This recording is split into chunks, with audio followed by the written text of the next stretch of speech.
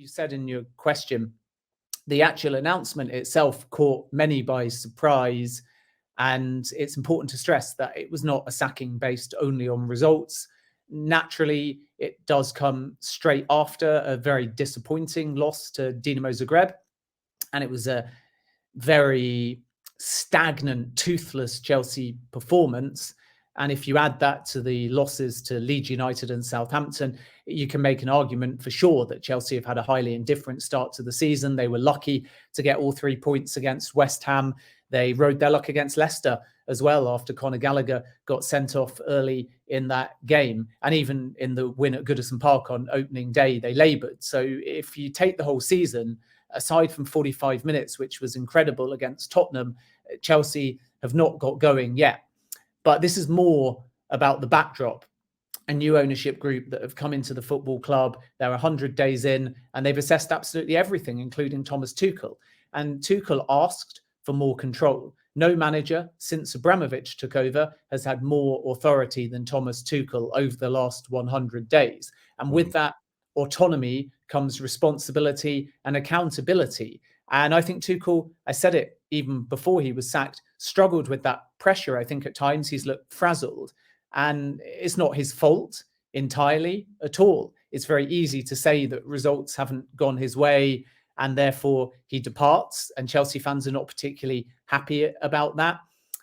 But everything has kind of transpired against Tuchel. Some of it is down to him. Some of it is down to the new ownership group. Some of it is just down to results. And we can maybe delve into that a little bit.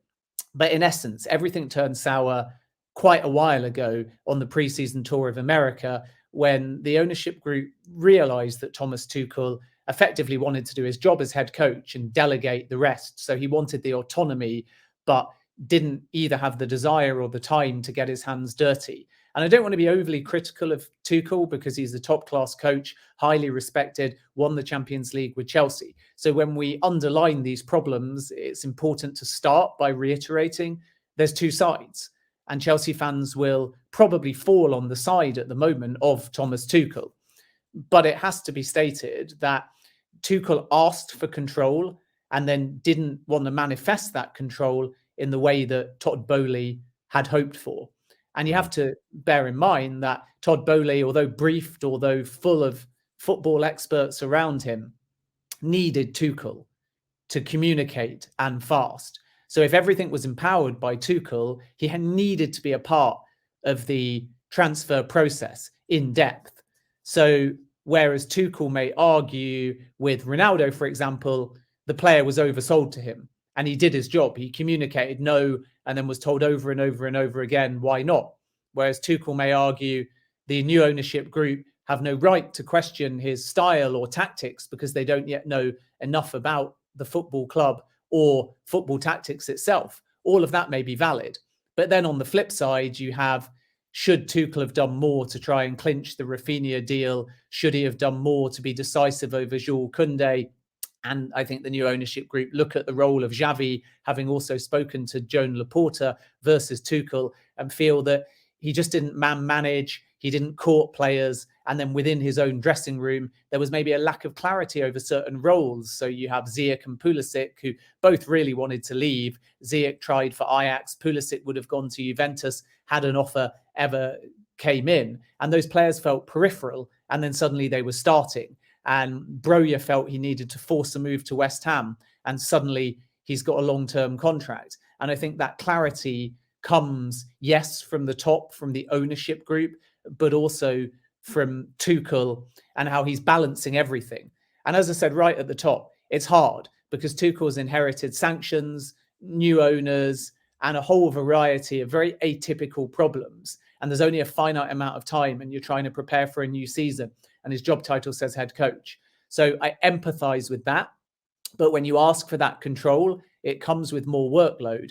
And if you get frazzled by that, if you get fiery by that, all of that passion is great on the football field. We saw that in the London derby 2-2 draw with Spurs. But off the field, I think that Boehly made his mind up quite quickly that personality-wise, communication-wise, and to some extent football-wise, but maybe that's at the bottom of the three, Tuchel just wasn't the right fit and a change was needed. And obviously that decision then was almost solidified after a string of poor results, but definitely before the loss to Dinamo. So it can't just be interpreted and construed as a 1-0 defeat in Croatia and then Tuchel is gone by surprise. This has been bubbling behind the scenes for many, many weeks. Yeah, and I think that's what's key about this is I got into this. I mean, the comment here from Dexter that says, "Look at what Tuchel was going through a few months ago, fielding questions about war, morality, and politics. He could have walked when they got sanctioned, but opted to stay. To be repaid like this is shameful." And I do understand that take, and I understand. You know, I communicated yesterday on Twitter with a few presenters that work for Chelsea TV, and they all kind of know this is out the blue. This is essentially knee-jerk. Something major must have happened because they invested all this money into Tuchel's squad. They let him sell the players he wanted. You know, he said they let him say no to Ronaldo, and they clearly back him, and they were starting this new Tuchel project.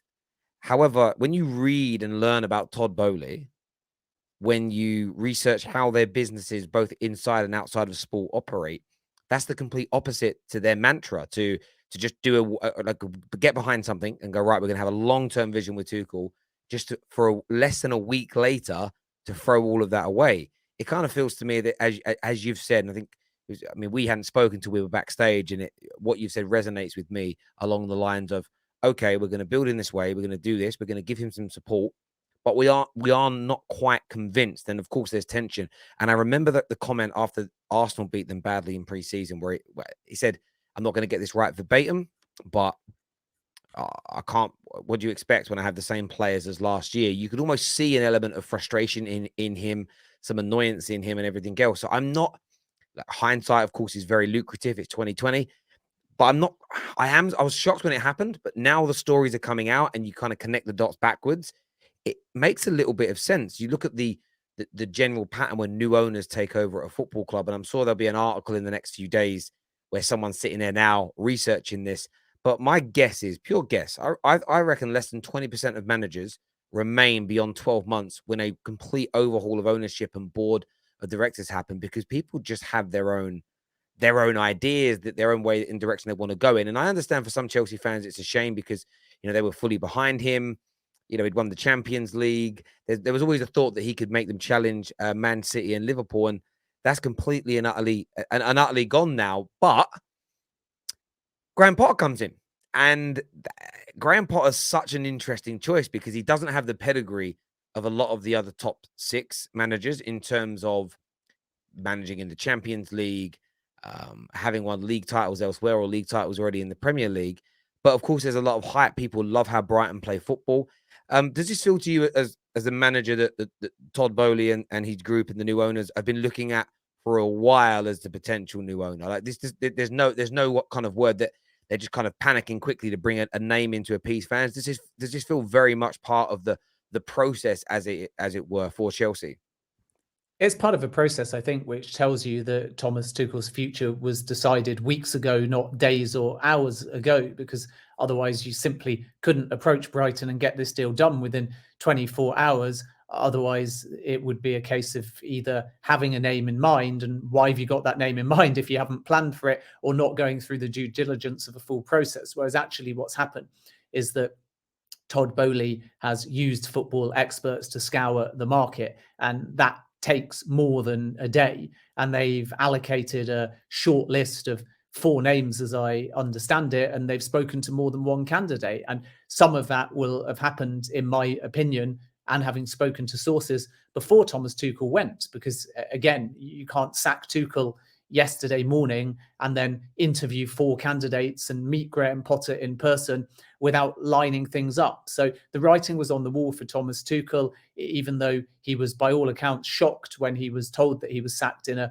face-to-face meeting. And I don't think that Potter is in any way a panic hire, because there's a lot of good names and even free agents out there on the market. So Mauricio Pochettino is one of them, and they could have turned to him, and they certainly made contact. And Pochettino's people had said pretty instantly and definitively, even yesterday, hours after the sacking, that they felt that Potter would take the job, which again tells you that things were bubbling behind the scenes long before that loss to Dinamo Zagreb. And Pochettino is an interesting one because let's not forget that Todd Boehly and Jonathan Goldstein tried to buy Tottenham Hotspur a few years back, and they have a soft spot for Tottenham Hotspur. Jonathan Goldstein is a Tottenham fan. Not that that influences anything at Chelsea. It's not a negative thing, but naturally, those two in particular will be well aware of Pochettino. And in the context of an incoming sporting director, who did Pochettino like working with at Tottenham around 2015, 2016?